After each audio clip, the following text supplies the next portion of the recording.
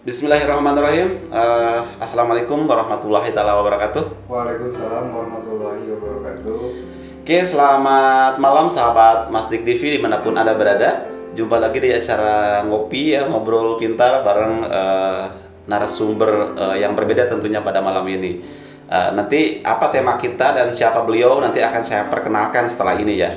Tapi sebelumnya izinkan saya untuk mengingatkan sahabat semua, ayo bantu channel ini dengan cara subscribe, like, share, and comment ya, agar nanti makin banyak orang yang teredukasi dengan informasi ini ya. Sekiranya konten ini bermanfaat. Tapi kalau tidak bermanfaat, di skip aja gitu ya. Iya, gampang kan? Jadi orang bebas. Iya. Oke, itu ya pembuka dari saya, dan baik langsung kita sapa saja siapakah sosok beliau. Tapi sebelum saya sapa, saya sedikit saja akan sampaikan profil tentang narasumber kita malam ini. Beliau ini mempunyai nama lengkap Ade Guido Herwana. Herwana ya, bukan Hermawan ya. Bukan. Rada beda nih ya. Herwana. Dan kebetulan beliau ini adalah pengelola perumahan Alam Tenjo Laut Permai yang lebih dikenal dengan Atela ya, atau Perum Atela. Nah, apa yang mau kita obrolin malam ini tentunya seputar itulah ya. Meskipun obrolan hari ini obrolan santai ya. Ini bukan acara Mata Najwa yang biasanya si host itu nyacer narasumber itu kan, sampai iya. narasumber bingung gitu. Ini enggak, ini acara ngopi. Siap. Ngobrol pintar. Ngobrol pintar. Oh, jadi kita harus bikin orang pintar. Iya. Paling iya gitu maksudnya, paling tidak orang setelah nonton ini jadi oh iya. Minimal begitu. Minimal dia bilang, oh iya bener juga ya. Minimal begitu. Ya. Oke, baik, saya panggil Kang Guido aja ya. Boleh. Oke, iya.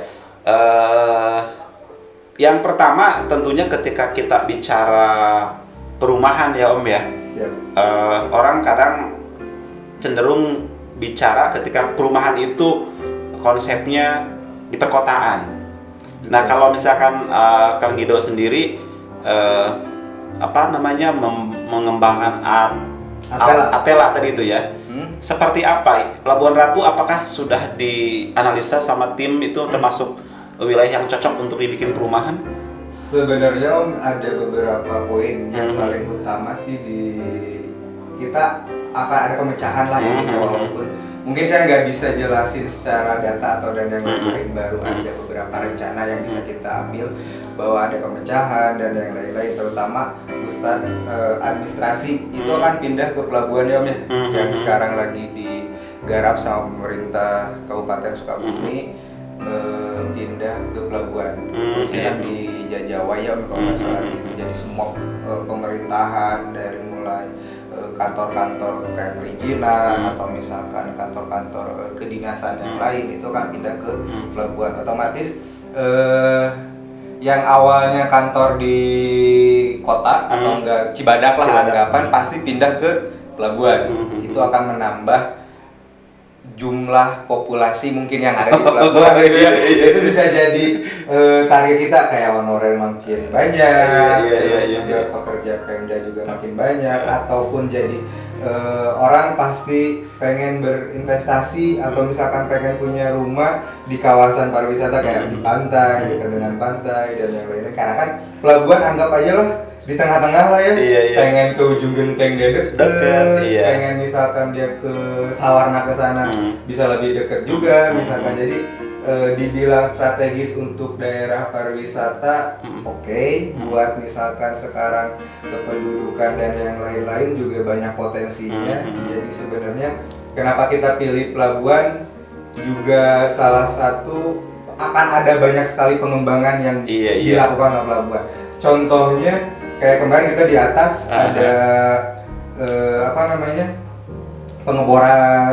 Itu kan jangka waktunya emang nggak langsung 1 tahun 2 tahun jadi mereka langsung operasional atau dan yang lain-lain, atau misalkan langsung mengerjakan proyek mereka. Cuman kan mereka juga ada lemnya dulu, ada ujian segala macam. Tapi kalau misalkan udah itu terjadi PLTG kalau nggak salah atau gas itu, mungkin itu bakal berdampak ke ekonomi sekitar, bakal ada banyak orang dari Bayah mungkin ke sini, Iya, tadinya iya, di iya. Gama ke sana dari kita Iya, Gama juga kan deket kan sebenarnya Pak ya. Jadi karena akan banyak pengembangan sih sebenarnya, makanya kita pilih pelabuhan. Pertimbangannya itu ya. Betul. Dipikir-pikir orang pengembang itu pinter-pinter ya.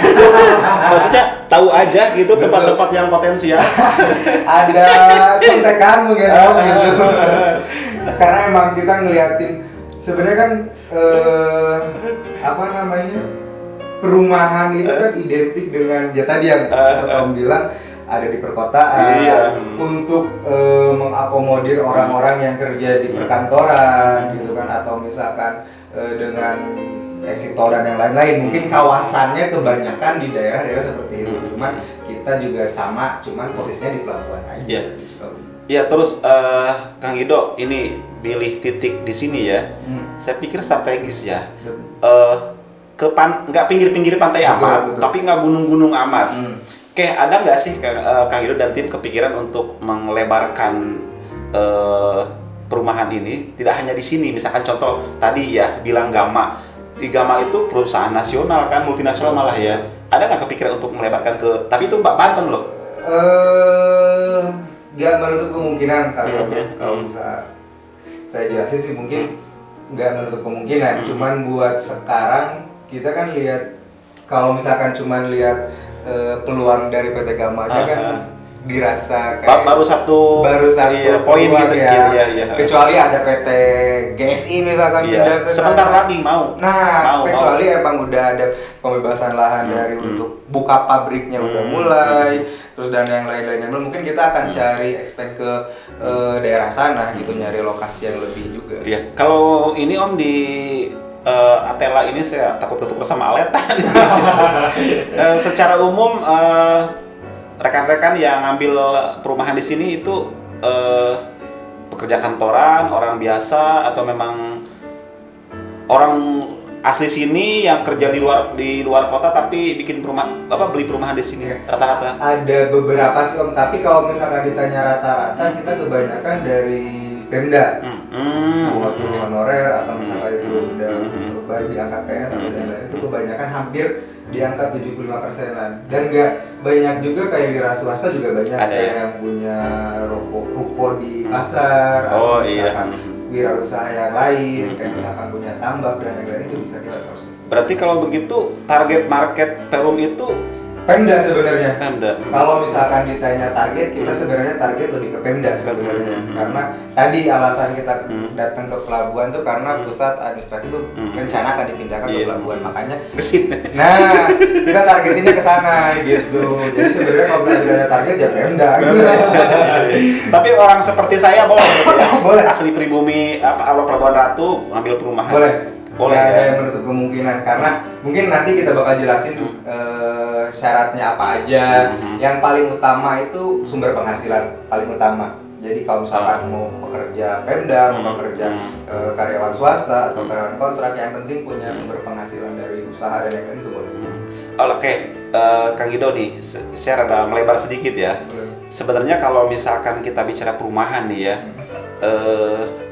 kan orang belum begitu paham ya konsep perumahan seperti apa. Orang lebih memilih kontrak. Betul. Nah, menurut pandangan Kang Gido nih sebagai seorang pengembang, sebaiknya seperti apa sih, terutama nih untuk kaum milenial ya, betul. yang sudah bekerja, Betul. punya gaji rutin, Betul. bagusnya seperti apa? Apakah ya udah mending nabung, setelah terkumpul baru bikin rumah, atau ada alternatif yang terbaik? Misalkan ya saya kan nggak tahu, ya udah KPR. Menurut pandangan Kang Gido sebagai seorang pengembang seperti apa baiknya? Kalau itu sih mungkin relatif ya, mungkin dia bisa lebih buat nabung, bisa aja. Cuman untuk kondisi saat ini ya kita lihat juga ya, oke, ekonominya bagus, cuman kan kita lihat juga kebutuhannya meningkat juga. Iya. Kalau misalkan kita pilihan opsinya, misalkan kita nabung aja deh buat bikin rumah, misal sebelum menikah atau dan yang lain-lain. Cuman kita harus pertimbangkan itu juga. Nikah aja nggak cukup 50 juta, oh. Iya.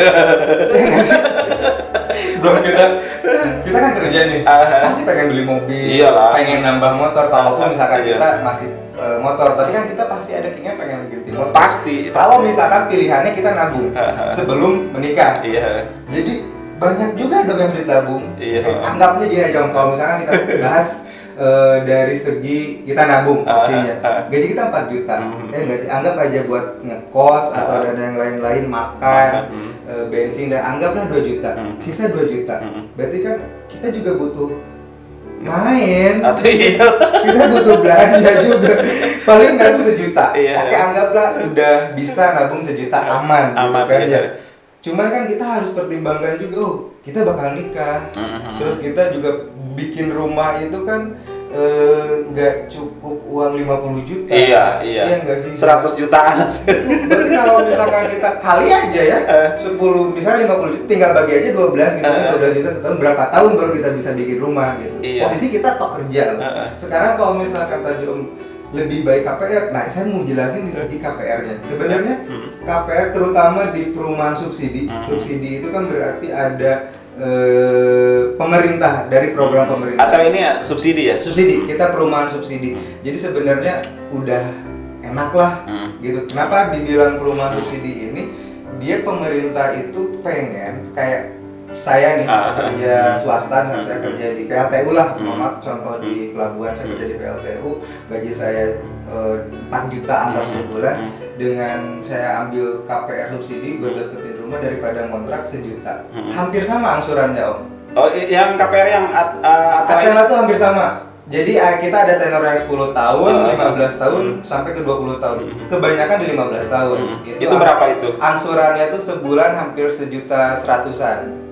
Jadi sama aja kayak ngontrak ya? Sama aja kayak ngontrak. Jadi sebenarnya mending ngambil KPR aja. Walaupun emang ada biaya-biaya di awal, cuman nggak sebesar sekarang dengan kita bikin rumah. Kalau misalnya bikin rumah kan kita harus standby 50 juta. Sekarang kita ada duit 10 juta atau misalkan punya duit 30 juta atau 20 juta udah aman, udah bisa ngebangun tuh rumahnya di pageril dan lain-lain, udah bisa kita rehab gitu kan. Cuman emang posisinya kebanyakan orang lebih baik nabung atau enggak dikasih tanah sama orang tuanya. Iya, kalau yang punya. Nah, kalau yang punya ya. Kalau yang nggak ada jatah, udah aja. Nah, kalau nggak ada yang jatah, solusinya adalah buat dia dapat rumah, kita ambil subsidi aja. Karena kan ada beberapa kelas buat perumahan itu, ada yang subsidi, komersil, dan yang lain-lain gitu. Kita bahas yang subsidi, nggak merugikan sangat. Maksudnya nggak ada titik di mana merugikannya, nggak ada. Dari segi angsuran meringankan, walaupun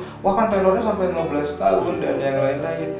Ya ngontrak juga mau berapa tahun? Ngontrak aja misalkan. Sekarang kalau misalkan kita beli rumah subsidi, kita ngangsurin tiap bulan, itu kan hak milik kita. Iya, rumah kalau kita. ngontrak Rumah orang. Nggak jadi milik kita walaupun belum kalau kontrakan naik Om tiap tahun. Kalau KPR itu naik nggak sih? Kalau KPR suku bunganya flat, nggak ada kenaikan Om. Jadi dari pertama kita angsur 1 bulan, per bulannya 1.100.000, selama 15 tahun dia nggak ada kenaikan, tetap segitu. Dan ada beberapa keuntungannya lagi Om. Misal nih Om ya, maaf nih ya Om ya. Dimaafin. Misalkan saya nih, jangan Om lah, misalkan saya nih, tiba-tiba kan sudah nikah, terus usia saya misalkan udah 30, kan kita nggak tahu ada usia ya, usia misalkan udah dipanggil sama Yang Maha, tiba-tiba meninggal dunia, kita posisi punya angsuran rumah subsidi itu, rumah subsidi sertifikatnya udah dikasihin Om. Itu berarti yang bayar restoran sama? Nggak ada lagi yang bayarin angsuran Om, langsung dikasihin ke istrinya. Yang bank yang bayar, yang gantiin. Ada sistem dari KPR subsidi itu sendiri. Gitu ya. Udah diperhitungkan berarti ya. Udah diperhitungkan. Jadi karena balik lagi kan ini program dari pemerintah. Jadi pemerintah yang meng-cover segala sesuatunya, dari mulai ada asuransi jiwa dan kebakarannya dan yang lain-lain, bisa dijelaskan di situ. Pikir enak ya? Betul loh. Jadi sebenarnya kalau misalkan ada yang masih berpikiran nabung aja 1 juta sebulan, ya mending aja, udah aja KPR aja, kok sama aja. Iya, bayar rumah sendiri. Bayar rumah sendiri. Iya sih. Iya nggak sih? Sekarang kita punya lebih, misalnya rezeki lebih, bisa kita tembak dan yang lain-lain Om. Oh, maksudnya bisa, contoh misalkan ada rezeki gede di bulan ini, kita buat boleh aja ya. Boleh. Misalkan kita dapat THR gede, THR gede, misalkan punya 20 juta, pengen dialokasiin 10 juta atau 5 juta buat keangsuran, kita tinggal konfirmasi ke bank. Oh, boleh ya, boleh. Boleh. Jadi kita aman buat 5 bulan ke depan atau 1 berarti bisa santai itu, nggak mikir restoran itu. Jadi kita abis lebaran bisa fokus ke gaji bulanan lah. Iya, dapat full nih udah gak iya. kepotong. Maksudnya enak banget sih sebenarnya kalau misalkan emang ditanya tadi kalau saya pilihannya mending KPR. Dan ini masyarakat tahu nggak sih sistem seperti ini? Nah, itu yang harus disebarluaskan mungkin. Oh iya. Jadi kan kalau kebanyakan orang ribet sama bank dan yang lain-lain. Ya kesannya begitu. Betul. Kan itu kesannya begitu. Betul. Nah makanya saya mencoba untuk menetralkan lah bahwa sebenarnya KPR itu nggak menakutkan, nggak semenakutkan sekarang telat angsuran kayak motor diambil. Iya disita gitu ya. Nggak ada runutannya, kenapa nggak bisa ngangsur, terus juga pertanggung seperti apa itu bisa dikomunikasikan. Iya artinya nggak main sita-sita aja gitu ya. Ada mediasi segala macam gitu ya. Betul. Jadi prosesnya ribet dan yang lain-lain ribet. Selama ini sih saya proses, alhamdulillah sih Om, tidak begitu yang harus ada ini dan yang lain enggak. Yang penting karakter di misalkan nih Om mau ngajuin ke saya kan otomatis kerjasama sama pihak bank. Karena untuk subsidi ini di ATL ini kan dibiayai oleh bank. Ada 2 bank kita kerjasama. Yang mohon maaf Om sebut merek nggak apa-apa. Itu nggak masalah kan? Siap. Kita kalau dibuat pelabuhan, misalkan Om kerja di PLTU dan di Pemda dan lain-lain, kita kerjasama sama pihak Bank BJB. Oh BJB ya, Bank Pemerintahan Daerah ya. Betul. Jadi kalau misalkan honorer nih, jadi kan gajinya lewat BJB itu semua, dia tinggal debit aja. Oh iya nggak usah mikirin motor dia, otomatis ya. Otomatis. Jadi kita tinggal tiap bulan nih, kalau misalnya gaji kita sekian, kita tinggal naruh aja di situ dan ke debit. Iya, otomatis kepotong gitu ya. Iya. Lebih enak sebenarnya. Betul. Jadi nggak harus transfer dan lain-lain nggak usah. Ya akhir bulan ke bank store itu ribet ya, enggak ya otomatis ya. Nah itu kan kalau yang pekerja di pemerintahan misalkan. Kalau wirausaha juga boleh Om. Karena yang tadi saya mau jelasin Om Punten. Jadi yang paling utama itu adalah karakter di sini yang dibutuhkan sama pihak bank. Kayak misalkan Punten Om B-checking itu. Nah, jadi kan yang paling ngaruh B-checking. Kalau misalkan Om punya angsuran motor nih, harganya per bulannya cuma 700 misalkan ada. Tapi Om jelek, sering telat dan itu biasanya dipertimbangkan. Ya. Iya, betul karena karakter dan yang lain-lain. Padahal itu rata-rata orang itu pernah kredit motor pasti pernah telat itu. Pasti pernah telat, jangankan ini ya, pasti semua telat. Cuman jangan sampai telat itu 4 bulan nggak diangsurin, 5 bulan nggak diangsurin, itu kan bukan telat. Itu mah nggak niat bayar. Paling gitu. Jadi yang paling utama itu di B-checking. Jadi kalau misalkan ada yang ribet dan yang lain-lain, karena kita kerja sama pihak perbankan, yang harus kita penuhi paling utama ya itu B-checkingnya dulu. Ya ini inget tadi Om, ini kembali sedikit. Saya panggil Om, kadang panggil Kang, apa ya? Nggak apa-apa. Saking ingetnya ya. Kalau tadi kan ada cerita kalau misalkan ngambil perumahan, terus yang penanggungnya meninggal kan itu lepas ya, tidak punya beban. Nih kalau ada yang ngambil perumahan, dia pengusaha, terus bangkrut, terus usahanya dia nggak bisa nyetoran ke bank. Itu kebijakan bank seperti apa? Nah, jadi enaknya di subsidi, mungkin saya bicara track record ya, nggak secara by data keseluruhan. Jadi kalau misalkan Om nih usaha tiba-tiba udah jalan 10 tahun, berarti sisa tinggal 5 tahun lagi dong. Collab nih misalkan atau misalkan itu bisa dikomunikasikan dengan pihak bank. Om mau jual rumahnya atau seperti apa? Dilelang. Oh gitu. Jadi ada kemungkinan Om dapat sisa lebihnya, misalkan sisa pinjaman Om tuh di bank tinggal 60 juta lagi, misalkan sisanya. Tapi saat ini 10 tahun dari yang dulu pertama sampai sekarang udah 10 tahun, harga rumahnya udah 400 juta misalkan ya. Berarti kan ada opsi Om bisa dapat dari 400 kurangi 60 gitu. Jadi dari sisa itu pinjaman gitu. Kalau misalkan Om Kola misalkan udah jalan 5 tahun, udah jalan 6 tahun misalkan, nanti Kak tinggal tanya aja, saya tinggal datang ke bank aja sih. Ya misalkan saya nyerah nih, nggak bisa ke setoran, saya misalkan saya cerai, saya macam-macam lah, saya miskin, saya miskin mau sekarang, saya dari nol. Itu ada kebijakan. Kita tinggal datang ke bank aja. Bang, setelah dia 5 tahun, saya benar-benar jatuh, saya pengen dilelang aja rumahnya, posisi sekarang pinjaman saya nilainya berapa lagi, Ada disebutnya OS Om, jadi sisa pinjaman. Sisa pinjaman ya. Sisa pinjaman, berarti kan kita dibiayai oleh bank, kita ngangsur setiap bulan, ada sisanya kan. Udah dia 5 tahun, 10 tahun lagi sisanya berapa? Misalkan sisanya tinggal 100 jutaan lagi, ya udah posisi rumah saat ini setelah 5 tahun berjalan melebihi dari nilai OS, berarti itu hak Om dapatnya gitu. Dikurangi aja, misalkan OS sisa pinjaman itu misalkan 100 juta. Sekarang rumahnya tuh 200 juta. Misalkan udah jadi 5 tahun 200 juta, berarti ada kemungkinan Om dapat 100 juta. 1 jutanya lagi ke pihak perbankan. Oh gitu ya. Artinya secara sederhana nggak dirugikan. Artinya hal terburuk termasuk tadi meninggal atau kolab. Betul. Bisa rugi ya. Itu lapor maksudnya kan?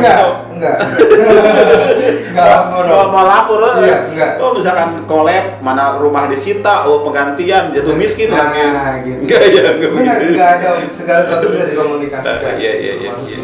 Nah ini yang penting disampaikan ke masyarakat luas ya, Om Gido, karena memang pemahaman kita lahnya di wilayah termasuk daerah gitu kan kurang ngerti soal ini. Betul. Iya, sementara pemerintah udah mati-matian kan dengan memberikan KPR kan, subsidi itu kan. Iya, ulah sampai perumahan kosong. Nah, jadi jangan sampai ada orang yang ngekos lagi, yang ngontrak lagi. Bukan menutup rezeki yang punya kontrakan ya. Kita bicara realistis ya. Betul. Kayak misalkan, oke, kalau misalkan emang gajinya cukup buat ngontrak sama beli rumah di kampung halaman. Dua-duanya gitu. Betul. Dua-duanya aja. Iya, kamu di rumah orang tua juga pasti kita punya adik kakak, punya saudara dan lain-lain gitu. Tapi kan ketika pulang ke kampung kita punya rumah sendiri. Betul. Enak bener kalau gitu. Iya, di sana ngekos, di sini punya rumah gitu kan. Jadi ketika pulang nanti selesai kontrak atau selesai kerja misalkan udah punya rumah. Seperti itu. Oke Om, Kang Gido, saya mau jawaban yang sedikit jujur hari ini ya. Sebenarnya ada nggak sih kelebihan kekurangan kalau kita tinggal di perumahan, kalau ngambil KPR itu? Kelebihannya di segi, mungkin saya bisa jadi di segi interaksi aja sih Om. Ini di segi KPR-nya aja sih, kalau misalkan KPR disubsidi saya rasa kecil lah, resikonya sangat kecil. Walaupun misalkan ada resiko ya tadi kemungkinan Om bisa dapat duit, kemungkinannya enggak, asal dengan catatan komunikasi tadi. Tergantung Om tadi komunikasi seperti apa. Kalau misalkan kelebihan dan kekurangannya saya bisa jelasin, di sistem KPR ini banyak kelebihannya. Banyak kelebihannya ya. Iya. Tapi ada nggak sih kekurangannya nih? Kita buka-buka aja nih. Kekurangannya. Jangan mentang-mentang pengembang kan mungkin Kang Gido juga lihat, menilai, terus dengar kata orang gitu ya. Betul. Di sistem KPR-nya atau seperti apa nih? Mungkin di sistem KPR-nya mungkin. Di sistem KPR-nya kerugian atau dampak yang mungkin terjadi bakal merugikan kita. Atau contoh kasus mungkin ada nggak? Nggak ada sih Om. Oh berarti kalau begitu nggak ada kekurangannya. Kalau di sistem KPR-nya nggak ada ya. Berarti sejauh ini belum baik, aman, tidak ada masalah ya. Sistem KPR karena kita berhubungan dengan pihak bank. Jadi kita di akad kredit ya Om. Nanti kalau misalnya Om ngajuin, kita ada akad kredit, ada pihak notaris. Oh iya, sekalian nih masuk ke situ. Kalau misalkan saya mengambil nih, prosedurnya seperti apa? Nah, gitu. Yang paling utama tadi kita misalkan kamu ngambil ada batasan usia. Oh, batasan usia. Buat perempuan itu 50, buat laki-laki bisa sampai 55. Batas maksimalnya untuk pengajuan KPR. Terus di batas usia minimalnya ya di atas 21 ya, berarti 21 sampai 55. Pekerja lah ya gitu. Terus juga punya pekerjaan, punya sumber penghasilan. Iya, sumber penghasilan lah ya. Punya sumber penghasilan. Tadi karakter kalau misalkan kita punya angsuran tuh harus bagus, jangan sampai ada. Biasa kan Om call 3, call 5, nah jangan sampai ada itu. Nggak ngerti saya itu. Jadi kalau identitas itu karakter Om ngangsur jelek lah. Oh iya. Punya angsuran yang harusnya dibayarin sebulan dibayar 3 bulan. Iya. Baru dia nuntut gitu Om sudah nama mau digedorang gitu. Itu jelek. Iya. Terus juga nanti ada syarat persyaratan yang bakal kita penuhin, dan itu sebenarnya kalau misalnya kita minta persyaratan sebenarnya itu tugas kita. Jadi misalkan Om itu Om saya mau bikin ini, Om kamu bikin ini, kita yang jemput bola. Oh gitu. Enak amat. Sultan ya. Pokoknya mah intinya semua fasilitas di perumahan atau orang-orang di perumahan itu kita membantu. Kita membantu selain menjual, itu target kita, tapi secara emosional kita ngebantu. Kita ngebantu orang itu buat dapetin rumah. Cek Sunda mah kan air rumah mah jodohan ya. Iya sih kadang. Iya, ada yang mau di sini enak dan tapi kalau belum jodohnya mah nggak akan dikasih. Iya, ada aja alasannya gitu kadang. Betul, ada tapi keinginan mah suka ada, tapi dia belum jodoh nanti, jodohnya jadi belum pol gitu. Karena rumahnya jodohan, makanya di sini kita hanya memfasilitasi untuk membantu secara emosional. Kita ngebantu keinginan dari konsumen, makanya segala sesuatunya, Pak saya butuh ini dan yang lain-lain, Bapak tolong siapkan nanti saya ambil, atau misalnya Bapak sih bisa siapkan enggak buat persyaratan ya Om, itu bisa kita buatkan. Ada beberapa persyaratan yang dibebankan ke konsumen, ada beberapa persyaratan yang dibebankan ke kita. Terus juga nanti ada ketika udah ke pihak perbankan ada yang namanya akad kredit Om. Akad kredit. Nah sebelumnya itu ada keluar SP3K atau perjanjian kredit Om. Di situ dijelasin oleh pihak bank, dijelasin nilainya pinjam yang dibiayainya berapa, terus angsuran per bulannya berapa, tenor waktunya berapa. Terus nanti di situ juga ada hak dan kewajiban. Kalau misalkan tadi yang saya jelasin ada asuransi juga, asuransi kebakaran jiwa, dan itu lengkap di satu bundel yang diberikan oleh pihak perbankan ke Om gitu, atas nama ini di sini nilai pinjamnya sekian sampai 180 bulan dan yang lain, asuransi segala macam. Terus juga kita nanti ada di segi legalitas. Jadi kalau bank itu kan meng-ACC dulu nih ke kita.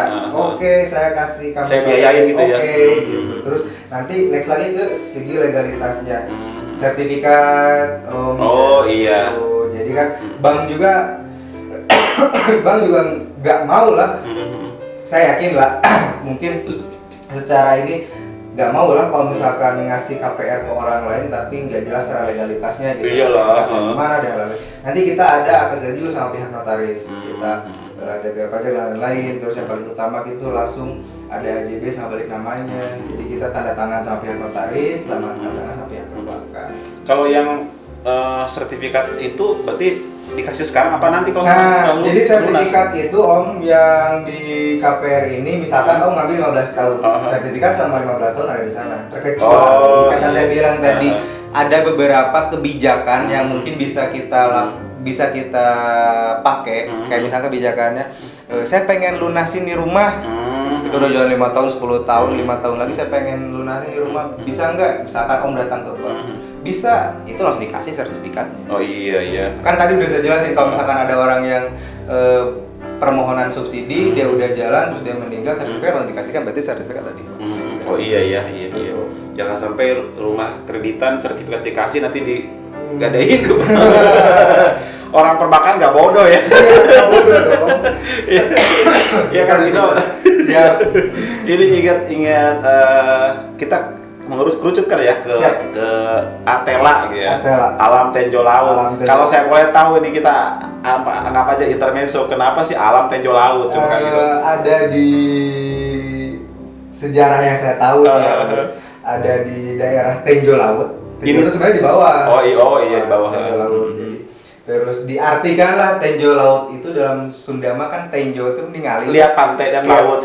Tenjo Laut berarti kita ngelihat laut. Jadi ada kapling yang bisa ngelihat ke laut. Terus juga kita nggak jauh pengen lihat laut tuh. Iya, tinggal turun Tenjo Laut. Kalau alam kita emang ada di posisi di atas gunung semua ini ya. Betul. Iya. Jadi sejuk gitu. Adem lah Om. Iya. Gitu. Kita pengen main ke alam bisa, kita main ke laut tinggal turun. Iya. Gitu. Maksudnya jarang-jarang ya yang lokasi seperti ini sebetulnya ke pantai dekat, tapi posisinya di pegunungan gitu. Iya Om. Iya kan kalau kebanyakan di bawahnya deket pantai, kalau di gunung pisang gitu ya.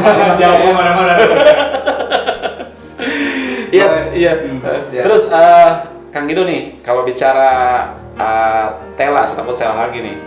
Fasilitas apa sih yang ditawarkan Atela nih ke penghuni di sini? Oke, jadi kita umum sih Om, hampir semua pengembang subsidi ngasih ini yang kayak di masjid, terus juga air kita nggak pakai PDAM, kita pakai air olahan sendiri dan ini air bor sendiri komplek, gitu. Ya, maksudnya ke depan tidak menutup kemungkinan pakai PDAM gitu. Cuman buat sekarang kita masih pakai air resapan, air mata air lain-lain. Kita mengolah sendiri. Jadi kalau misalkan dihitungkan ke biaya juga sih Om, kita pengen ada nilai plus di kehidupan, kehidupan di atelanya, biaya kehidupan di atelanya gitu. Seminim mungkin tapi senyaman mungkin kita maksimalkan. Iya. Sejauh ini teman-teman yang tinggal di sini nyaman dengan suasana ini. Kalau saya lihat alhamdulillah pada nyaman Gimana? sih, alhamdulillah gitu. Karena kita kan rencana tuh 325 unit Om. Sekarang udah berapa persen? Kita baru ada 100 unitan Om. 30%-an ya? Baru 30%. Karena kita kan jalan hampir 3 tahun. Baru 3 tahun ya? Kesikat sama Covid Om. Oh, ya artinya kepotong ya? Iya, Kepotong kesikat sama sama COVID. COVID. Startnya Kang Gido pas mau corona. Tapi kalau kayaknya kalau nggak kepotong corona mungkin sekarang udah full ya? Sepertinya kan 2 tahun itu. Iya, benar. Kayaknya kalau misalkan karena COVID itu sebenarnya bukan masalah di kita susah nyari mata pencaharian sebenarnya bukan. Bukan ya? Bukan. Karena jadi yang menurut saya terpengaruh itu di segi kebijakan. Iya. Kebijakan. Jadi bank lebih ketat, terus juga konsumen lebih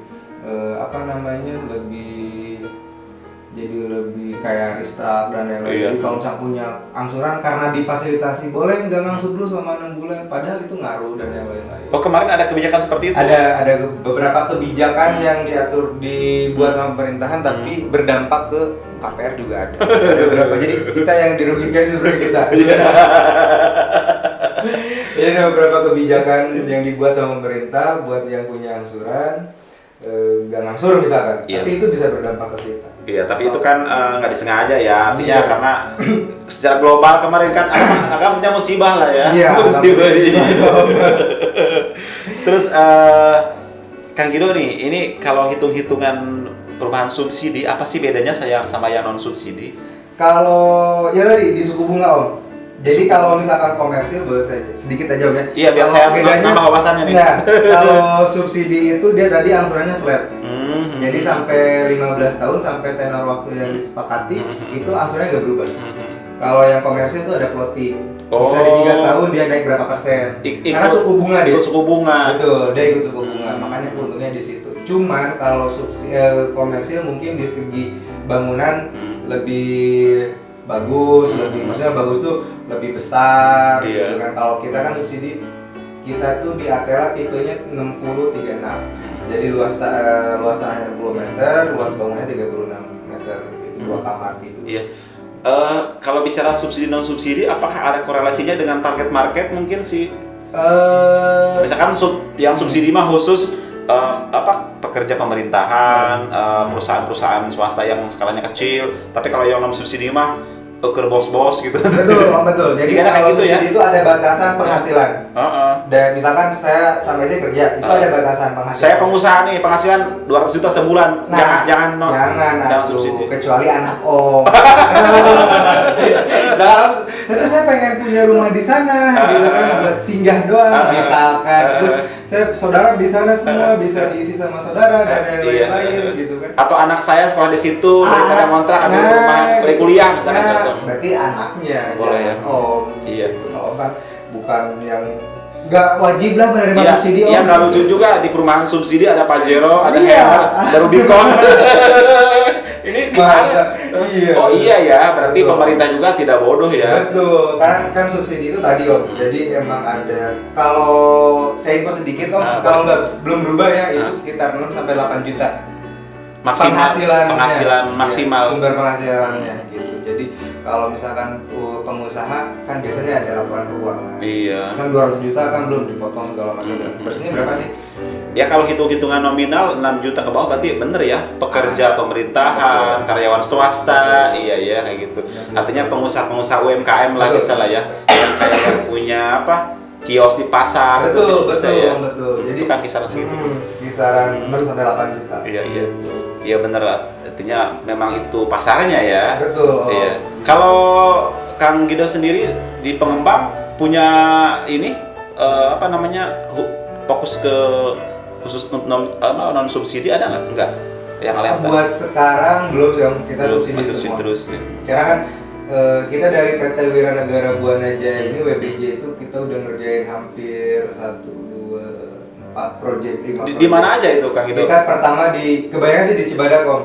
Kita di pelabuhan, daerah pelabuhan baru di Sukabumi ya, belum ke luar. Di Sukabumi kita ada 4 proyek, yang di Cibadak 1, 3, di sini 1 gitu. Luar biasa ya, masih muda. Berapa sih usianya Kang Gido? Saya masih muda, cuman muka aja agak tua. Kebanyakan mikir. Berarti Kang Gido tinggal di sini ya di. Saya tinggal di sini, standby di sini. Iya. Gitu, jadi, Kalau keluar itu kemana kalau siang? Ke kantor? kalau siang saya keluar ke kantor, ke atas Om. Atas. Rumah di bawah, kantor di atas. Tadi kira kemana gitu? Ke misalkan ke apa ngecek yang proyek yang daerah mana gitu? Oh, belum ya. belum.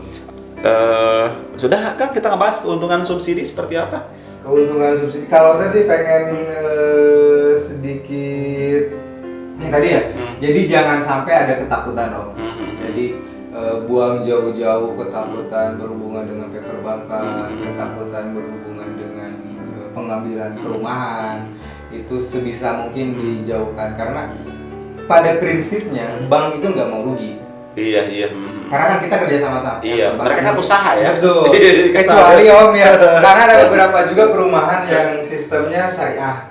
Ada juga aja syariah itu nggak lewat perbankan. Ada juga mungkin ada perubahan. Cuman kan pada dasarnya kenapa kita milih bank tuh sebenarnya untuk safety kita juga. Sebenarnya. Sebenarnya untuk safety kita sendiri. Kayak misalkan kita kredit mobil nih, misalkan. Kalau misalkan kita macet dan yang lain-lain, atau asuransi mobil misalkan, kan ada. Sebenarnya untuk safety kita sendiri. Iya. Sama di perumahan juga untuk safety kita sendiri. Kayak tadi saya jelasin, subsidi ini kalau misalkan meninggal dan yang lain-lain itu tidak ada tanggungan ke ahli waris dan yang lain, nggak ada gitu. Jadi yang paling utama itu adalah kita harus bisa, saya umur masih 26-an Om. Oh, masih muda ya. 30, bukan 35. Bukan 35, umur di bawah 30. Jadi yang saya rasain adalah bahwa punya rumah sendiri itu enak kok. Apalagi kita udah nikah, punya anak. Jadi jangan tinggal sama mertua lah kalau bisa ya. Kalau bisa ya. Karena kan menikah itu kan kebanyakan kita udah pada pinter sih Om. Sekarang di bawah saya aja pada pinter, kerjanya udah pada enak, udah punya mobil, udah punya motor segala macam, udah enak lah intinya. Orang-orang yang anak-anak udah pada enak. Cuman mereka masih kurang peduli dengan kebutuhan. Sebenarnya rumah tuh pokok lah menurut sekarang. Kurang peduli apa kurang pemahaman kan? Nah, sebenarnya kalau misalkan dia peduli, pasti dia memaksa diri untuk paham. Mikir ya. Mikir. harusnya gitu. Karena dia nggak peduli. Buat amat Mikirnya. Iya. Yang itu kita harus punya peduli Om. Sekarang harga tanah itu tiap tahun tuh naik Om. Dan saya mah kolotnya beunghar, tanahnya di mana-mana. Bisa kundet anggap di daerah Jampang sana misalkan kerja di PLTU atau di mana. Dan saya mah tanah banyak dan yang lain. Cuman kalau misalkan emang kamu punya warisan, kamu punya harta dari orang tua, dititipkan orang tua, diberi kepercayaan, biarkan itu jadi aset aja. Cuman harus kita sebagai orang anak muda harus punya tanggung jawab yang besar. Sebelum nikah pengen punya rumah dulu. Yang penting rumah mah utama sih Om sekarang kan. Iya, kebutuhan primer ya. Betul. Iya. Jadi emang apa ya? Iya kayak gitu Kang Gido. Mindset saya ketika kita menikah nih, yang dalam benak saya termasuk orang tua mengamanatkan imahan heula. Nah, gampang lain-lain mah. Betul. Terus Kiom, aduh nih kalau video nyampe ke teman-teman saya jadi gak enak nih. Gini, ada beberapa rekan atau yang seumuran ya, mereka lebih mengutamakan beli mobil dulu. Betul. Terus maafnya bukan ngomongin, adalah yang malah banyak bergaya ya, tapi tinggal sama mertua. Nah, gitu. Betul. Alasannya mertua nggak ada yang nemenin, itu klasik nggak sih Om? Betul. Justru gini Om, saya lebih enak gitu ya. Pas nikah punya rumah tuh lebih enak. Jadi kita bisa berkunjung, kita bisa dikunjungi, gitu kan. Secara orang tua ngelihat kita, orang tua tuh nggak mungkin bilang saya bangga, jarang ya, jarang sih orang tua yang bilang kayak gitu, jarang karena rasa bangga atau rasa bahagia mereka tuh karena pengen mereka aja ngerasain, jarang yang bilang segala macam. Mungkin ada beberapa tapi jarang kayaknya kalau misalnya udah punya rumah enak, tapi dia bisa merasakan kebahagiaan nginep di rumah kita. Iya. Lamun di Mitohama om cek Sunda mah om uyah ge teh kaciri ya uyah. Padahal uyah asin loh. Tapi saya termasuk dengan istri termasuk tipikal yang nggak betah numpang sebenarnya. Artinya saya kalau nggak salah 2 tahun nikah itu langsung bikin, bukan langsung jadi ya, pondasi dulu, tanah dulu, pondasi dulu gitu. Betul. Dan itu prosesnya bertahun-tahun. Pikir-pikir sama aja saya KPR ya. Iya. Cuma kan di sana nggak ada. Ada KPR. Bener. Jadi saya bilang tadi sekarang kalau misalnya gaji kita 4 juta, anggaplah buat standby nabung. Itu yang nabung bener-bener emang kita niatin nabung yang nggak akan diganggu buat rumah. Intinya kita niatin diri kita. Saya mau nabung 1 juta sebulan buat bikin rumah nanti ke depan. Ya mending KPR aja sih. Iya sih ya. Sama aja kok gitu. Dan nabung mah bisa ke apa? bisa diambil. Diambil keganggu. Tiba-tiba ya kita misalkan kadang-kadang ada acara apa gitu kan, Iya, udah iya. pakai dulu, nggak ngumpul-ngumpul Nggak nanti. nabung dulu. Ibarat gini, Kang Lido, ini contoh sederhana ya. Dulu ketika saya punya cicilan motor 700. Sampai lunas kan, saya pikir setelah motor lunas itu 700 disimpan kan, ternyata enggak. Nah, ada ya, betul. Bedanya di situ. Kita ngangsur, saya bilang, kita ngangsur 15 tahun 1.100.000 misalkan. Terus kita keumuran lunas. Rumahnya bisa lebih dari pas kita dulu beli. Iyalah, iya. Bisa lebih. Kalau misalnya kita sekarang beli motor, oke lah, kita mampu, oke. Jadi kalau misalkan emang kamu mampu, ya nggak jadi masalah. Cuman kamu bakal lebih pas mampunya kalau misalnya punya rumah sendiri. Gitu. Jadi mau kamu udah nikah, mau kamu belum menikah, gitu kan, paling utama beli rumah dah, gitu. Karena kita nggak tahu harga rumah nanti kedepannya berapa. Kita mampu nggak nanti, gitu. Oh, udah saya mah kerja dan lain-lain, ya. Namanya juga uang, om. Pasti hilang. Iya. Terus Kang Guido pernah gak sih iseng-iseng ngitung gitu ya, ngitung kalau saya KPR total habisnya sekian selama sekian tahun, kalau bangun sendiri habis sekian, pernah gak sih ada hitungan kayak gitu? Ngebanding-bandingin gitu, pernah tuh? Sebenarnya lebih ke waktu sih om. Waktu ya. Kecuali saya bilang tadi, misalkan saya ngabisin uang bikin tanah, misalkan saya pengen tahu nih harga tanah, misalkan sekarang anggaplah 1 juta lah om ya, 1 juta. Kita udah punya fasilitas jalan, punya listrik dan yang lain-lain gitu. Anggap sertifikat udah kita tambahin nama. Anggaplah 1 juta semeter. Kalau misalkan di sini beli 60 meter udah 60 juta, bangunan 55 juta. Udah berapa gitu kan ya. Sekarang kalau misalkan di kampung dengan uang segitu. Dengan uang segitu mungkin bisa lebih besar gitu ya. Mungkin bisa lebih besar. Kok mungkin sih? Kan tanah nggak beli om. Dikasih. Ya iyalah, tanah mertua maksudnya. Iya. Tapi kalau misalkan di kampung kan kebanyakan kayak gitu ya, tanahnya udah ada, udah ada bangun iya. gitu. Nah, sebenarnya saya tadi bilang kalau misalkan emang punya tanah di kampung ya udah jadi investasi aja. Iya. Udah nilainya sama-sama aja Iya. gitu. Sekarang di Atela sekian 105, kita kan harga jualnya om 150 juta 500.000 rupiah. Sekarang kita harga jualnya segitu. Di luar biaya-biaya dan pajak-pajak buat legalitas paling utama. 150 juta 500.000 rupiah. Di luar pajak. Kalau di kampung sih jadi rumah juga sih segitu. Jadi rumah juga, cuman harus blek. Cuman nabung dulu apa gimana Iya, ya? jadi minimal kita punya setengah dari biaya yang Iya. bakal kita siapin buat di kampung. Minimal setengahnya. Setengahnya buat misalkan beli alat, sisanya ngutang-ngutang juga nanti. Iya, sama-sama Iya, aja ke toko material maksudnya. Iya, ngutang dulu ini, nanti bulan depan dibayar. Sama aja sih. Saya. Kalau nunggu nabung untuk dapat 110 juta dengan gaji 4 juta, mau boga-boga mahal. Jangan ngerokok om, nanti rokok mahal. Iya, Kecuali iya. kita bisa berhenti ngerokok gitu kan. bisa. Imah kumangke ngarok heula. Jadi kayak gitu. Jadi Iya. yang paling utama di situ om. Jadi apa namanya itu? Sudahi bercandamu untuk bergaya lah. Oh, eta bener. Kang Giro bener eta. Enak kan kalau misalkan bercanda walaupun naik motor om, tapi rumah punya. Iya enak om. Iya. Ada anak, ya nggak sih gitu. Iya, bener. Keluarga nih Iya. ojek bener. Bener. Naik motor panas hujan, tapi bawa martabak om. Iya. Martabak om nih, bawa martabak nih ya. Punten ya kalau misalnya di rumah mertua kan ada adiknya. Iya. Kan kita jadi nggak kual Kurang ya. gimana ya? kurang pas gitu ya, Betul, kayak bukan pelit ya, bukan pelit ya, cuman kebahagiaan. iya, Nilai kebahagiaan yang kita dapetin tuh lebih. Terus lagi nih Kang Gido ada cerita bisa dibilang jelek juga terserah gitu ya. 2 tahun saya sama mertua ya. Itu kalau misalkan kita pulang kerja mau tiduran siang-siang Pak, enakan, bener nggak sih? Sekarang saya kalau lagi tidur siang kata anak saya, ayah mah katanya siang-siang tidur, bodoh amat. Istri nggak pernah ngomel karena mungkin ngerasa di rumah sendiri gitu kan. Iya betul. So kita kebayangin. Lebih enak om. Iya. Jadi udahlah harus sudah bercanda multi bergaya lah. Iya. Bercanda tuh. Iya. Pakai mobil bagus segala macam, udah ayo pulang ke kosan mah anggar we. Iya. Pulang ke rumah mertua gitu gimana ya? Oh iya buat udah sekarang mah kurangi ketakutan atau misalkan nanti nggak bisa didandanin, kita bisa bantu. Intinya kita mungkin hampir sama lah sama semua yang ada di pelabuhan, rumah di pelabuhan. Kita di sini memfasilitasi itu. Jadi kita emang ngejual, ada target dan yang lain-lain. Cuman kita juga harus selektif. Iya. Orang ini bagus atau enggak, seperti apa. Kita juga punya pengalaman, kita bisa baca itu.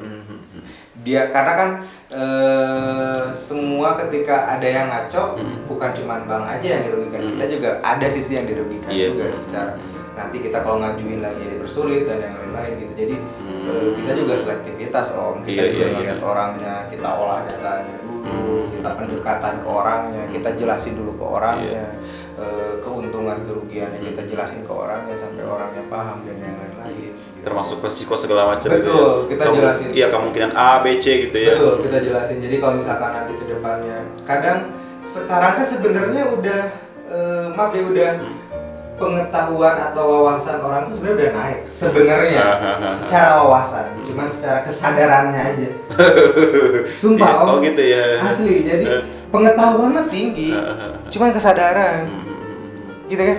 Ada orang yang punya pengetahuan bagus, tapi kalau misalkan nggak punya kesadaran mah berarti buat dia sendiri dong ilmu. Iya. Gitu kan nggak bermanfaat lah kalau kata. Jadi yang paling utama itu adalah kesadaran. Iya, saya udah punya rumah, usia ada nanya. Ih, senang om, sumpah asli. Iya, pasti. Saya meskipun bukan KPR rumah sendiri, meskipun semi rangkai gitu ya, belum beres, tapi enak Kang Gido. Iya.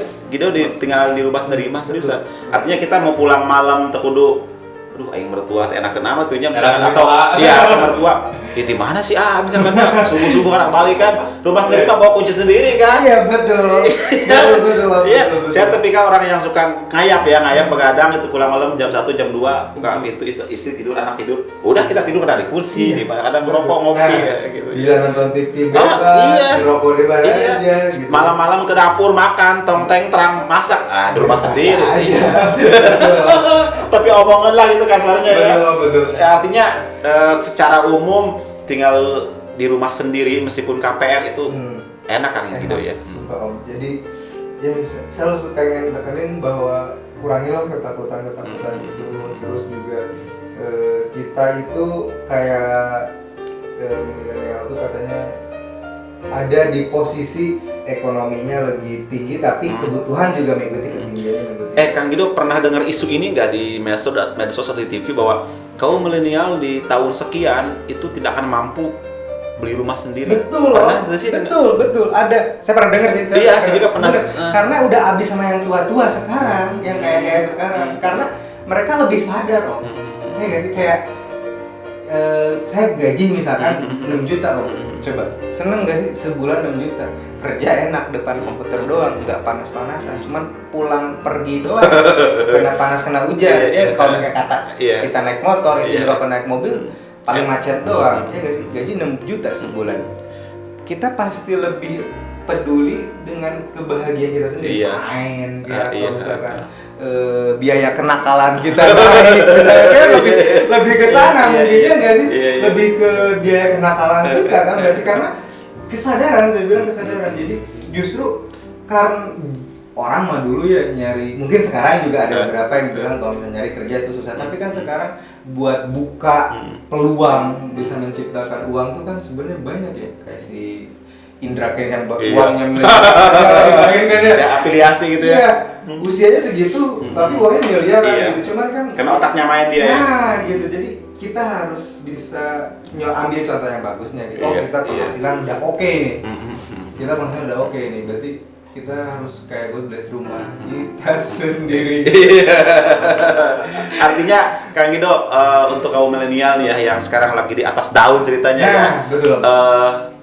Pilihan terbaik saat ini sebelum mikir yang lain-lain ya, berarti punya rumah sendiri dulu. Betul. Atau saran deh Kang Gido buat teman-teman milenial di luar sana yang sekarang sudah cukup mapan, punya pekerjaan. Kalau saya boleh saran, Masukan dari hati Kang Gido. Siap. Jangan lagi ini, jangan kayak lagi promosi. Ini mah yang Kang Gido alami. Siap. Yang pertama adalah tren nikah muda. Ya, nikah muda. Tren nikah muda sama tren pekerjaan enak. Pekerjaan. Kalau pekerjaannya enak, nikah mudanya good juga lah. Iya. Kita juga pertimbangan pekerjaan kita enak, nikah itu nggak cukup uang 50 juta sebenarnya. Iya. Nikah itu nggak cukup uang 50 juta loh. Asli. Kita bisa minjem, sebenarnya bisa minjem kayak orang tua dan lain-lain, kita bisa, atau misalkan dari ada biaya lebih dari kita bisa kumpulin itu cuma 50 juta. Yang paling utama adalah tren nikah muda itu yang tadi Om kita sempat bahas. Jadi tumbuhkan kesadaran kalau misalkan kita pengen ikutin nikah muda, udah kerja enak, kita harus punya rumah. Kita harus bisa menyediakan rumah untuk istri kita, untuk keluarga kita. Kayak keluarga Cemara, Iya. Iya nggak sih? Rumahnya dingin, adem gitu kan. Ya, jadi segala kedewasaan itu tumbuh di rumah. Jadi kalau misalkan ada teman-teman yang pengen ikut tren nikah muda, pikirin kalau misalkan mau ikut di rumah orang tua. Percuma ikut tren nikah muda kalau misalkan masih ikut di rumah orang tua. Iya, harusnya nikah muda rumah sendiri ya. Betul. Jadi kita lebih dewasa di sana. Membina rumah tangga bisa lebih enak dan yang lain-lain gitu.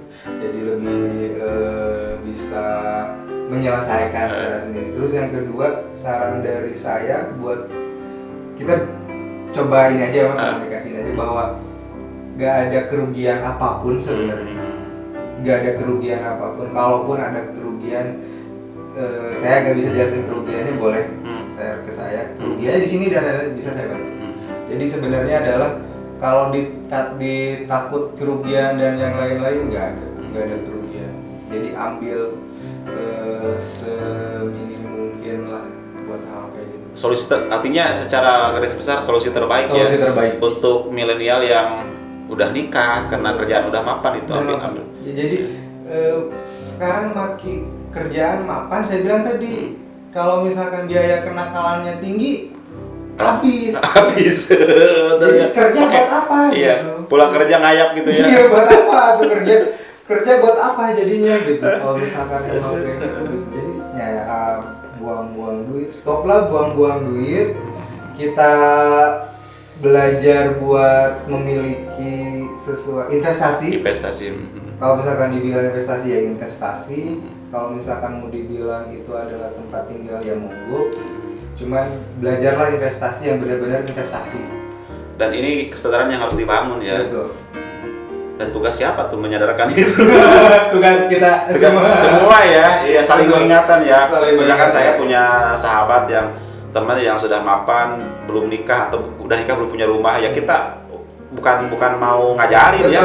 Termasuk ini ya sahabat Mas TV, kita bukan ngajarin dong ya. Bukan. Ya Kang Dido ya bukan, ini mah cuma sharing pengalaman Kang Dido. Betul. Ya, tinggal di perumahan seperti apa biar nanti wawasan yang nonton video ini jadi kebuka kan. Betul. Itu kan harapan kita. Iya. Jadi ulah sampai nunyahote orang pengembang hungkul manfaatnya warga mah sieun beju sieun aing mah sieun teu kastoran, sieun mahal segala macam kan. Padahal mah enggak tahu kan. Iya, enggak tahu ya. Harus berani membuka dulu. Jadi saya datang dulu aja ke kita atau kemanapun perumahan yang dimau, kemanapun datang aja ngobrol. Karena dai kita mas saya bilang pada intinya kita di sini tuh yang di kantor sebetulnya kita di sini tuh emang jualan, kita punya target, tapi pada intinya secara emosional kita harus bisa membantu orang. Karena kan saya bilang di tenornya sampai belasan tahun loh, gitu. Jadi kita harus siap benar-benar. Ingat lagi nih, ini apa ya? Hitung-hitungan saya yang awal soal perumahan ya. Kan secara umum kan nilai uang itu kan berubah ya, bukan berubah kayak gini. misalkan 100.000 zaman dulu gede, 100.000 sekarang kan bukan merendahkan ya, misalkan pakai belanja habis. Nih 1 juta sekarang kan gede Kang Ido ya, hitung-hitungan angka gede ya. Mungkin nggak sih 15 tahun yang akan datang 1 juta jadi nggak kerasa? Atau gini, sekarang misalkan karyawan di PLTU 4 juta, mungkin nggak sih 10 tahun yang akan datang jadi 16 juta gitu? Ya mungkin aja Om. Jadi intinya kalau misalkan kayak gitu, bisa kayak gitu, berarti kan jadi murah dong ini setelah rumah. Iya loh. Kesan jadi murah. Iya, jadi sebenarnya kalau jadi maksud Om jadi lebih ringan. Lebih ringan gitu maksudnya. Iya, lebih ringan karena saya bilang tadi kalau misalkan 6 sampai 8 juta itu kan untuk persyaratan awal aja. Kan saya bilang tadi, kita nggak tahu ke depannya kita jadi apa jabatannya, penghasilan. Ya itu mah nggak ngaruh. Justru lebih enak dong. Kita punya aset, punya rumah yang dulu kita hargain 150, ternyata ketika gaji kita naik, dia naik dong. Karena kan nilai tanah itu nggak ada dan kayak uang, ya nggak sih? Uang. Sekarang tanah misalkan di pinggir jalan dulu masih ada yang jual 100.000 semeter dulu. Kata Om tadi ya, 100.000 dulu ya. Iya. Sekarang kalau misalkan disekarangin 100.000 dulu mungkin jadi 1 juta atau berapa Iya, juta. jadi 1 juta misalkan sekarang gitu Iya, ya. Jadi 1 juta sekarang bisa saja 20 tahun yang akan jadi nggak kerasa mahal Jadi gitu. nggak kerasa mahal, betul. Tapi nilai kita, perumahan kita lebih Sama. ngikutin Iya, nilai yang ngikutin. sekarang, Iya, bukan ngikutin nilai yang 10 tahun pas Iya. kita ambil. Gitu. Untung dong berarti. Makanya dibilang investasinya di situ, Iya. gitu. Jadi daripada ikut investasi, ya monggo lah. Daripada investasi yang enggak kita perlu belajar banyak, ya harus ikuti segala macam trading yang lain. Ini investasi rumah aja. Kita tinggalin, terus juga pada dasarnya rumah itu di atas tanah itu tiap tahun naik harganya. Berarti rumah yang ikut nilainya gitu ya. Betul. Investasi larinya berarti ya. Investasi. Jadi sebulan sejuta ya nggak sih, sebulan sejuta nyetorin yang emang punya kita, yang emang punya kita. Ya daripada kontrak. Kalau kontrak kan kita pindah udah aja cabut gitu. Iya, punya orang soalnya. Punya orang, kalau ini kan punya kita gitu. Saya bilang juga nggak mungkin ada sisi yang dirugiin sih kalau logikanya sih sejauh ini. Iya, logikanya nggak ada, iya. Belum nemuin yang dirugikan secara finansial ya, ketika dia bilang dia beli terus dia tiba-tiba rugi. Ya wajar lah kalau misalkan ada penurunan mah ya wajar ya. Gitu. Iya kayak gitu ya. Itu yang harus kami pahami kan gitu yang awam ya soal KPR seperti itu. Jadi jangan, tadi lah Om, jangan banyak ketakutan.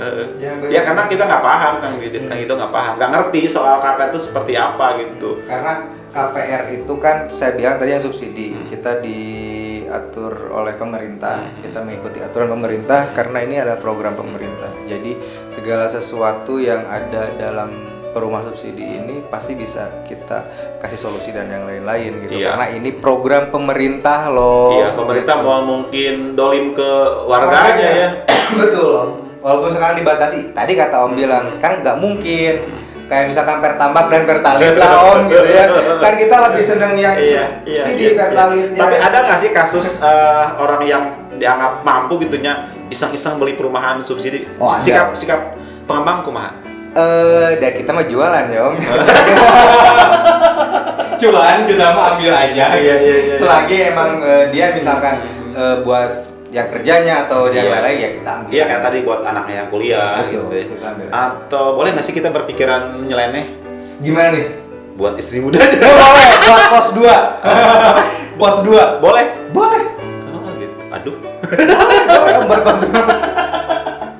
Aduh saya ada iseng aja gitu. Boleh. Iya kayak Pos gitu ya. 2, pos 3. Iya. Boleh. Jadi misalkan pos 1 di Sukabumi, pos 2 di Pelabuhan, gitu. Ngomongnya pelan amat, biasa aja padahal mah. Kita kan bicara realita ya. Iya. Aduh iya. Bebas. Aduh enak amat ya, tinggal ambil perumahan aja deh gitu kan. Iya. Ambil rumah karena Jadi pengen jadi sugar daddy ini. beli rumah. Iya. Kita niatnya bantu orang loh. Betul.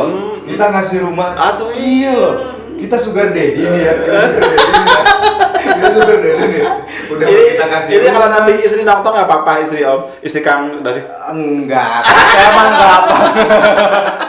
Wah si ayah nih pikirannya udah jelek aja katanya itu. Aduh. Tapi logik juga sih ya. Betul. Iya. Tadi nggak tahu kita ngebantu. Kita sebagai Sugar Daddy beliin dia lu. Lo iya lah Om. Iya nggak sih? Iya. Kalau misalkan kucing mah ya udah di kanangan lah gitu. Aman itu. Udah aman lah gitu ya. Kita nggak dolim. Enggak. Atau kita mah jadi amal yang bagus berarti. Aduh, udah dikasih rumah, iya. dikasih mobil, dikasih bulanan. Apa ruginya coba ya? Apa ruginya buat kita coba? Nanti cantumin nomor di sini. Kalau ada yang ini hubungi nomor yang di bawah ini. Yang mau itu. Aduh, iya bener ya. Pantesan ya banyak pejabat rumahnya di mana-mana. Kata TV-wan. Aset di mana-mana. Iya, termasuk ini kalau kita bicara jujurnya, saya misalkan orang apa nih mampu bukan untuk yang tadi ya, tapi buat investasi nanti boleh nggak sih kalau saya ambil perumahan karena nggak saya isi saya kontrakin ke orang? Nah, secara peraturan emang tidak diperbolehkan Om. Oh, secara gitu? secara peraturan tidak dibolehkan. Tapi pada dasarnya, yang semuanya bisa dikomunikasikan loh. Semua bisa dikomunikasikan. Ya saya kan punya uang nih, semua udah punya, beli perumahan terus kontrakan, malah sampai misalkan hitung-hitungannya buat setorannya kata tutup ke kontrak, bayar kontrak, ada sih yang kayak gitu. Ada mungkin beberapa, tapi secara aturan tuh nggak boleh sebenarnya. Nggak boleh ya. Nggak boleh secara aturan, minimal diisi oleh sanak saudara. Oh iya. Misalkan saudara Om nih, aku sama punya rumah gitu kan, yaudah isi deh perumahan tuh kosong, sayang kan. Saya sok mau bayar berapa? Sama punya, masa masih ada saudara ya. Iya, kalau misalkan dikontrakin, misalkan ini kan kita 2 kamar nih, dibikin kos-kosan itu nggak boleh. Iya, karena saya orang mampu, beli 3 unit misalnya, ternyata pas udah serah terima kunci, kok kosan-kosan semua gitu. Nah itu nggak boleh Om, karena kita balik ke peraturan ya Om. Jadi kan program pemerintah. Oh iya. Pemerintah bukan untuk diusahain ya. Bukan.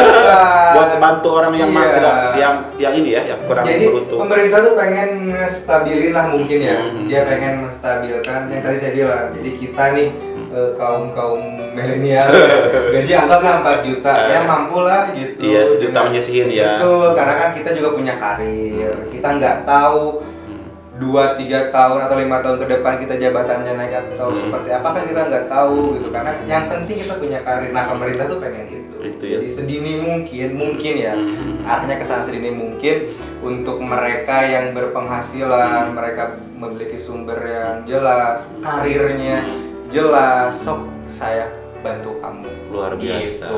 Oke sahabat Masdik TV, itu tadi obrolan kita ya terkait tentang bagaimana sih konsep perumahan yang disubsidi sama pemerintah ya. Siap. Mudah-mudahan informasi ini bisa bermanfaat dan bisa menginspirasi dan membuka kesadaran sahabat Masdik TV untuk bagi kaum milenial yang sekarang sudah kerja, apalagi sudah menikah. Ayo kita ngambil perumahan. Siap. Gitu ya. Kalau hasil dari obrolan tadi sepertinya kalau bicara plus minus hampir tidak ada minusnya. Itu ya. Insya Allah. Ya, mudah-mudahan ya. Saya belum jelasin nih lokasi yang di Atela Om. Oh iya, iya. Jadi saya ada di kita perumahan Alam Tenjo Laut Permai, ada di daerah Cikakak. Itu di Tenjo Laut di Desa Sukamaju. Terus kalau rutenya sih kita dari SBH itu ke kanan sebelum jembatan Sukawayana. Sebelum jembatan Sukawayana kita ke kanan terus sampai lewat ke Polsek. Rencana juga kita di pinggir itu ada Koramil Om. Jadi Polsek di bawah, Koramil sampingan sama perumahan. Jadi alhamdulillah aman. Kecamatan Cikakak, dekat Kecamatan Cikakak, dekat Polsek Cikakak. Insya Allah dekat Koramil Cikakak juga yang lagi dibangun. Jadi strategis Om. Strategis sekali ya sekali. Iya, ke pelabuhan juga kalau misalkan kendaraan santai juga paling 10 menit. Iya 10 menitan ya dekat 10 menit. dekat pusat kota ya. Tapi nggak dekat-dekat banget. Nggak dekat-dekat banget. Kita juga ada di ketinggian lah intinya Om. Kita jauh dari PLTU misalkan yang panas atau misalkan dari laut atau dari lain kita jauh dari situ. Cuma kalau mau main ke laut nggak jauh-jauh amat. Nggak jauh-jauh. enak bener gitu ya. Siap, Om. Oke, ada lagi? Cukup? Cukup, nanti ada kontak yang Iya, bisa. nanti kita cantumin di bawah ya. Siap. Nanti untuk informasi lebih lanjut saya cantumin di deskripsi ya Kang Gido ya. Siap. Oke, itu saja mungkin obrolan kita hari ini. Mohon maaf jika tadi obrolan kita yang ada agak ngalor ngidul ya. Ada hal yang kurang pantas. jangan terlalu dianggap, tapi kalau yang sifatnya baik, dipahami dan mengerti, silahkan gitu Kang Gido ya. Siap. Oke, itu saja. Terima kasih Kang Gido. Sama-sama, Ya. Om. Dan terakhir, wassalamualaikum warahmatullahi wabarakatuh.